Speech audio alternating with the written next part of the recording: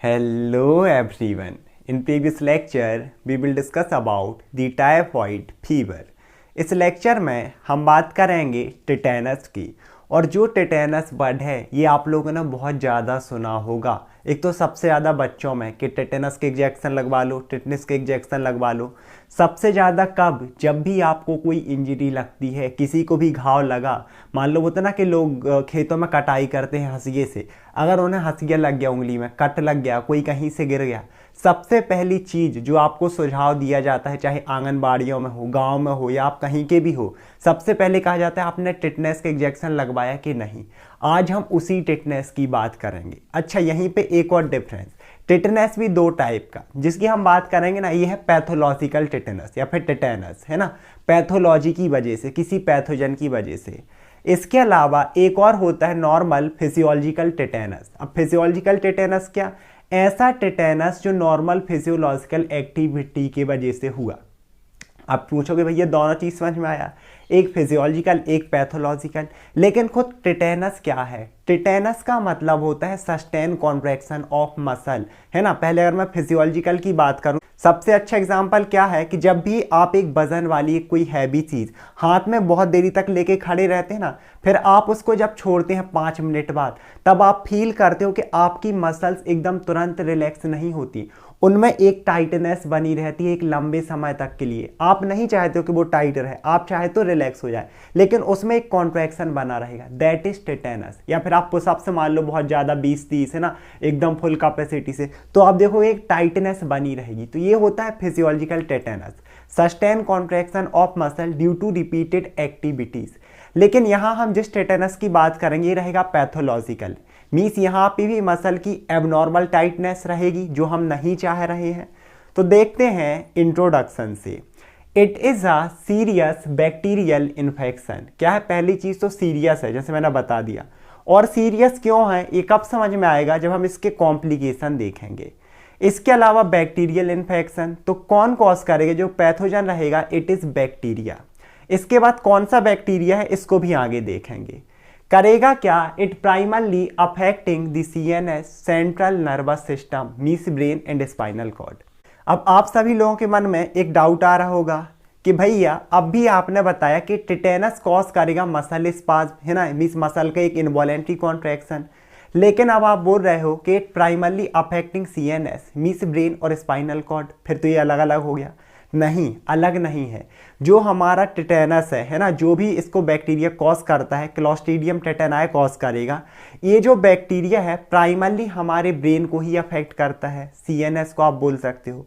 उसके बाद जब वहाँ की फंक्शनिंग बिगड़ती है तो ये जो हमारी मसल है उसमें स्पाज्म कॉज करेगा। कैसे करेगा वो हम इसके पैथोजेनेसिस में देखेंगे।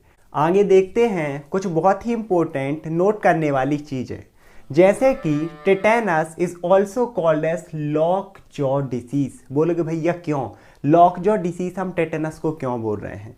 तो इसका रीज़न वही है, मसल स्पाज्म, है ना, कि ये क्या करता है, मेनली मसल का स्पाज्म मीन्स एक इनवॉलेंट्री सस्टेन कॉन्ट्रैक्शन कॉज करता है। और सबसे ज़्यादा किसका? Mainly it involve the jaw muscle. तो पेशेंट का होता है ना एकदम, जो एकदम टाइट हो जाएगा, जैसे हम मूवमेंट करते हैं ना तो उसे एकदम चबाने में से, आप समझ पा रहे हो, बहुत ही ज़्यादा दिक्कत होती है। दैट इज़ द रीज़न कि इसे हमने बोला लॉक जॉ डिसीज, एकदम जबड़ा होता है ना, जकड़ जाना, जकड़ जाएगा। दूसरी जो चीज़ है दैट इज, जैसे मैंने बोला था, it is the serious bacterial infection.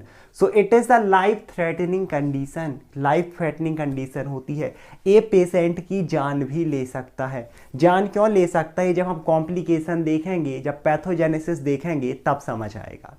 इसके बाद आगे हम बात करते हैं कॉसेस ऑफ टेटेनस की। तो कॉज तो वैसे मैंने बता ही दिया कि it is the bacterial infection. और कौन सा बैक्टीरिया कॉज करेगा? क्लॉस्ट्रीडियम टेटेनाई। अब इसके भी कुछ फीचर्स हैं। क्या फीचर्स हैं? जैसे कि it is gram positive bacteria, gram positive bacteria रहेगा। इसके अलावा anaerobic bacteria. Anaerobic bacteria ऐसे बैक्टीरिया होते हैं जो ऑक्सीजन की एब्सेंस में ग्रो करेंगे। कुछ एरोबिक होते हैं जो ऑक्सीजन की प्रेजेंस में ग्रो करेंगे। तो यह अनएरोबिक मीन्स जब ऑक्सीजन कम रहेगी या ऑक्सीजन नहीं रहेगी तब ये ग्रो करते हैं। इसके अलावा नेक्स्ट जो है that is spore forming bacteria, mean से स्पोर भी फॉर्म करते हैं। अब आप बोलोगे भैया पहले तो हम स्पोर्स का ही बता दो कि स्पोर मतलब क्या हुआ। स्पोर का बहुत ही सिंपल सा मतलब समझ लो अंडा या फिर होता है बीज, है ना, हम जैसे बीजाणु बोलते हैं हिंदी में स्पोर को। बहुत सिंपली समझना, जैसे खेतों में होता है कि इल्लियाँ होती है ना जो फसल में लग जाती हैं, वो छोटे छोटे अंडे दे देती हैं और बाद में उन्हीं अंडों से इल्लियाँ बनती हैं। सेम ऐसे ये भी स्पोर्स होते हैं, बीजाणु, आप बीज बोल सकते हो। और कैसे होते हैं, डोरमेंट फॉर्म में। जैसे इसका भी एक सबसे अच्छा एग्जांपल आप देखो तो जैसे भी होती है ना फसल में, आप कभी भी देखना कि जो इल्ली होती हैं वो छोटे छोटे अंडे देती हैं। अब अगर बहुत ज़्यादा धूप है तो ये इल्ली या फिर जो अंडे हैं पर्टिकुलरली स्पोर्स हैं ग्रो नहीं हो पाते, क्योंकि उनको वैसा एनवायरनमेंट नहीं मिला। लेकिन अगर आप देखना एक मौसम कैसा हो जाए कि प्रॉपर धूप ना निकले, कहीं बारिश का मौसम है, एकदम बादल छाए हैं, ऐसे मौसम में फसल में इल्लियाँ बहुत ज़्यादा होती हैं, क्योंकि वो जो उनके अंडे रहते हैं, जो स्पोर्स रहते हैं, उनसे नई इल्लियाँ बन जाती हैं, नए कीट बन जाते हैं, क्योंकि उनको एक वैसा एनवायरनमेंट मिला। सेम एज जो क्लॉस्ट्रीडियम टेटेनाई है, ये बहुत सारे स्पोर फॉर्म करता है, जो कि आपकी सॉइल हो गई, मीन्स मिट्टी सबसे अच्छा समझ लो, उसमें प्रेजेंट रहते हैं। और आप बोलोगे भैया कितने दिन, दिन तो पूछो ही मत, ये कई सालों तक भी प्रेजेंट रह सकते हैं। और जैसे ही इन्हें एक अच्छा एनवायरनमेंट मिलेगा तो ये फिर से ग्रो कर जाते हैं। इसके बाद आगे देखते हैं reservoir for the tetanus spores के पर्टिकुलर ये जो हमने देखा ना क्लॉस्ट्रीडियम टेटेनाई, इसके जो स्पोर्स हैं कहाँ कहाँ प्रेजेंट हो सकते हैं। पहली चीज़ जैसे मैंने बताया सॉइल, यानी कि मिट्टी हो गई, रेत हो गई, और इनमें कई सालों तक प्रेजेंट हो सकते हैं। इसके अलावा हम बात करें तो फीसेस हो गया, इसमें अगर हम बात करें ह्यूमन फीसेस या फिर जो एनिमल हो गए उनका फीसेस, उन सारी चीज़ों में प्रेजेंट हो सकते हैं। इसके साथ साथ गट ऑफ ह्यूमन, मीन्स जो हमारी गट है, इंटेस्टाइन है, जीआई ट्रैक्ट है, वहाँ भी प्रेजेंट हो सकते हैं। अब आप बोलो भैया ह्यूमन गट में कैसे आ गया, तो देखो होता क्या है कि मान लो एक वाटर है या खाना है जिसमें इसके स्पोर प्रेजेंट हैं और हमने वो खाना खा लिया या पानी पी लिया, तो इस तरीके से ये इसके जो स्पोर्स हैं हमारी बॉडी में जाएंगे। अब आपके मन में एक डाउट आ रहा होगा कि भैया अगर ये हमारी बॉडी में गया तब तो ये टेटेनस कॉज कर लेगा, लेकिन नहीं, जैसे मैंने बताया अनएरोबिक, ये कब ग्रो करेंगे, जब अनएरोबिक मीन्स ऑक्सीजन की डेफिशिएंसी हो। लेकिन माउथ के थ्रू तो बहुत सारी ऑक्सीजन हमारे अंदर जा रही है, तो यहाँ पर ये ग्रो नहीं करते, फिर से हमारे फीसेस के थ्रू, स्टूल के थ्रू बॉडी से बाहर। सेम ऐसे ही और भी कुछ एनिमल्स हैं जिनके जीआई ट्रैक्ट में प्रेजेंट हो सकते हैं। इसके अलावा ये प्रेजेंट होते हैं मैन्योर में। बोलोगे भैया मैन्योर क्या, मैन्योर मतलब खाद जो डलती है ना खेतों में, यूजुअली जो एनिमल्स होते हैं इन्हीं का फीसेस, चाहे बकरी हो गई, गाय हो गई, और भी बहुत सारी चीज़ें मिक्स होती हैं, इनमें प्रेजेंट हो सकते हैं। इसके बाद अब हम बात करते हैं स्प्रेड ऑफ टेटेनस की, कि कैसे एक पर्सन से दूसरे पर्सन में स्प्रेड होगा, है ना, या फिर जो हमने देखा कि कैसे मिट्टी में प्रेजेंट है तो उससे कैसे एक पर्सन में आ रहा। तो सबसे पहली जो चीज़ है दैट इज ओपन वुंड्स या फिर डीप कट्स, कि पर्टिकुलरली बहुत इजीली समझना, जैसे यही खाद है, ठीक है, या फिर रेत है, एक ग्राउंड है, क्रिकेट का ग्राउंड है जहाँ पर आप देखना रेत और मिट्टी रहती ही है। अब बच्चे वहाँ खेल रहे हैं और वहीं की जो मिट्टी है वहाँ पर हमारे क्लॉस्ट्रीडियम टेटेनाई के स्पोर प्रेजेंट हैं, डोरमेंट फॉर्म में, स्लीपिंग, सो रहे हैं। वहाँ एक बच्चा गिरा, उसको इंजरी हो गई, डीप कट हो गया, ओपन वुंड हो गया, ब्लीडिंग हुई, अब वहाँ पर वो रेत गई, रेत के साथ साथ क्लॉस्ट्रीडियम टेटेनाई के स्पोर्स भी गए। अब जैसे ही वो वहाँ जाएंगे, जैसे ही वहाँ पर डेफिशिएंसी ऑफ ऑक्सीजन होगी, एक एनएरोबिक कंडीशन बनेगी, इसके जो स्पोर्स हैं वो सोने से अब धीरे धीरे जागने लगेंगे और फिर कहीं ना कहीं they can cause tetanus in the patient. इसीलिए आपको इंजरी होती ना, सीधे बोलते टेटेनस का इंजेक्शन पहले लगवाओ। इसके अलावा और हम बात करें तो infected syringes and surgical procedure, तो इन्फेक्टेड सिरिंजेस हो गई, मेनली होता है ड्रग एब्यूज़र में, कि मान लो एक पर्सन है जिसमें टेटेनस था, उसी से उसने ड्रग्स ली, अब वो साफ आप तो करते नहीं है, उसी से दूसरे ने भी ले ली, तो इस तरीके से एक पर्सन से दूसरे पर्सन में चीज़ ट्रांसमिट हो सकती है। इसके अलावा और अगर हम बात करें तो बर्न, है ना, अगर कोई भी पर्सन जलता है, अब बोलोगे भैया जलने से कैसे, तो देखो समझो, जैसे भाई मैंने प्ले ग्राउंड वाला बताया कि एक प्ले ग्राउंड है, बच्चे क्रिकेट खेलते हैं, उस मिट्टी में मान लो इसके स्पोर्स प्रेजेंट है, लेकिन अगर किसी को जला नहीं है, कोई नहीं है, अगर स्किन में आए भी इसके स्पोर्स तो आप पानी डालोगे धुल जाएंगे, कोई दिक्कत नहीं है। लेकिन अगर किसी को बर्न है, आप कभी भी देखना, अगर हमें जलता है तो वहाँ पर मिट्टी इकट्ठी होने लगती है, और मिट्टी इकट्ठी होगी तो उसके साथ साथ क्या इकट्ठे हो जाएंगे, स्पोर्स, और स्पोर्स वैसे ही वो जो बर्न एरिया है ना, वो कहीं ना कहीं एक बहुत अच्छा एनवायरनमेंट प्रोवाइड कर देता है इन स्पोर्स को ग्रो करने के लिए, एक एनएरोबिक कंडीशन। सो इसीलिए ये भी इसके थ्रू भी, बर्न के थ्रू भी जो टेटानस है वो स्प्रेड हो सकता है, या फिर आप बोलो कॉज हो सकता है। इसके बाद आगे बात करते हैं रिस्क फैक्टर्स की, कि मीन्स वो कौन कौन से पर्सन हैं जिनमें कहीं ना कहीं टेटेनस डेवलप होने का चांसेस ज़्यादा है, कि हम कह सकते हैं भाई ये लोग हैं इनमें बहुत ज़्यादा चांसेस हैं कि इनमें टेटेनस डेवलप्ड होगा। सबसे पहले अगर हम बात करें तो अनवैक्सीनेटेड पर्सन, क्योंकि टेटेनस की वैक्सीन है, तो अगर आपने वैक्सीन ली तो दिक्कत नहीं है, चोट भी लगी, टेटेनस आया भी तो भी दिक्कत नहीं, मीन्स क्लोस्ट्रीडियम टेटेना है। लेकिन अगर आपने वैक्सीन नहीं ली और आप स्पोर्ट पर्सन हैं, तो अगर बच्चे हैं छोटे क्रिकेट खेल रहे हैं उनमें वैक्सीन नहीं लगी, उन्हें कट लगा, मिट्टी गई और उसमें स्पोर्ट्स हैं, तो उसमें कहीं ना कहीं ज़्यादा रिस्क है। इसके अलावा और अगर हम बात करें तो फार्मर्स, अब बोलोगे भैया फार्मर्स क्यों, क्योंकि मैंने बता ही दिया मिट्टी में इसके स्पोर्स सबसे ज़्यादा हैं। इसके अलावा हमने देखा मैन्योर जो खाद है, तो किसान कहीं ना कहीं बहुत ज़्यादा, उनको खेतों में खाद डालना है, पाइप उठाने हैं, तो अगर उन्हें कोई इंजरी लगती है और मिट्टी अंदर गई, घाव में गई, ब्लड में गई, तो उनमें चांसेस कहीं ना कहीं ज़्यादा है, रिस्क ज़्यादा है टेटेनस डेवलप होने का अगर अनवैक्सीनेटेड हैं। इसके अलावा और हम बात करें तो न्यूबॉर्न बेबीज, अब बोलोगे भैया न्यूबॉर्न बेबीज कब, ये मेनली कब हो सकता है, अगर मदर अनवैक्सीनेटेड है तो मदर से ये फिर बच्चे में जा सकते हैं।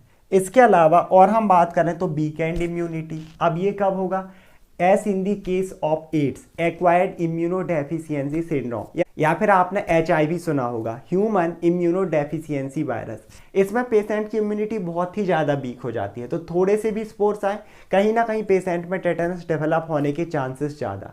साथ ही साथ जो हमारे ओल्डर पीपल हैं, क्योंकि एज के साथ साथ इम्यून सिस्टम कमज़ोर होता जाता है, तो जो स्पोर्ट्स हैं वो उस पर्सन की बॉडी को, ओल्डर पीपल की बॉडी को ज़्यादा अफेक्ट करते हैं और उनमें भी टेटेनस डेवलप होने के चांसेस बहुत ज़्यादा हैं। इसके बाद एक बहुत इंपॉर्टेंट चीज़ IP, incubation period. Incubation period क्या होता है, बार बार बता चुका हूँ, एक ऐसा पीरियड कि आपकी बॉडी में एक पैथोजन आया, उसके कितने दिन बाद वो सिम्टम्स दे रहा है, दैट इज इंक्यूबेशन पीरियड। तो सिंपल सी बात है, एक पर्सन है, उसे ओपन वुंड हुआ, मिट्टी गई जिसमें स्पोर्स थे, इसके कितने दिन बाद सिम्टम्स आएंगे, दैट इज इंक्यूबेशन पीरियड। और इसका जो इंक्यूबेशन पीरियड है लगभग 3 दिन से लेके 21 डेज, एक ये लेके चलते हैं। और अगर हम देखें तो लगभग 14 डेज, 14 दिन में अगर आपको इंजरी हुई है, मिट्टी अंदर गई है, उसमें स्पोर्स थे, तो लगभग 14 दिन में आपको सिम्टम्स आने लगेंगे अगर आपने इसका इंजेक्शन नहीं लगवाया तो। अब हम देखते हैं पैथोजेनेसिस ऑफ टेटेनस। तो पहले खुद पैथोजेनेसिस को देखते हैं, ये मिलकर बना है 2 वर्ड से।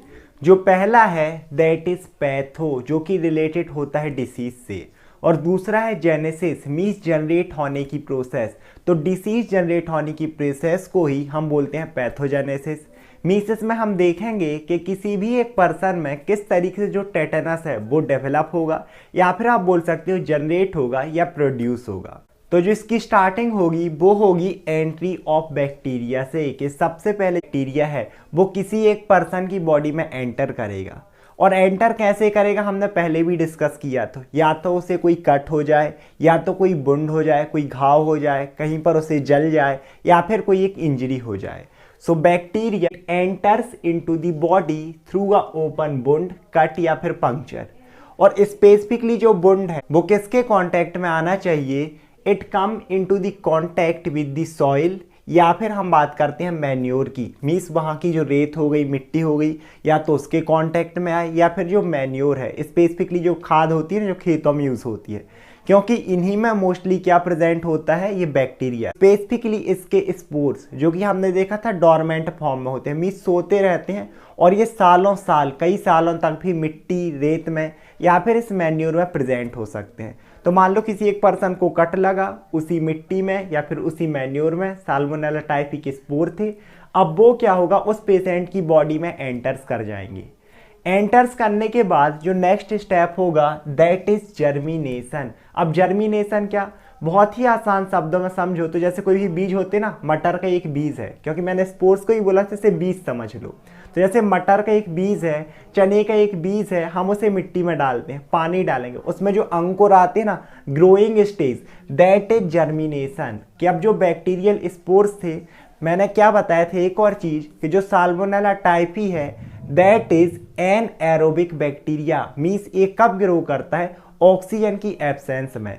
तो जैसे ही साल्मोनेला टाइप की स्पोर हमारी बॉडी में अंदर गए थे, जब भी इन्हें एन एरोबिक कंडीशन मिलेगी, मीन्स डेफिशिएंसी ऑफ ऑक्सीजन, ये क्या करने लगेंगे? They start to germinate. समझ लो, ये क्या हो जाएंगे? अब डोरमेंट स्टेज में थे, लेकिन अब ये आते हैं वेजिटेटिव स्टेज में। आप बोल सकते हो ग्रोइंग स्टेज के। अब ये किस में आने लगेंगे? मीन्स एक मैच्योर फॉर्म इनका बनेगा। इसके बाद जैसे ये मैच्योर होंगे, ग्रो होंगे, ये रिलीज करते हैं कुछ टॉक्सिन्स, और स्पेसिफिकली टॉक्सिन्स का जो नाम है दैट इज टेटेनोस्पाज्मिन। डिसीज से रिलेटेड ही है।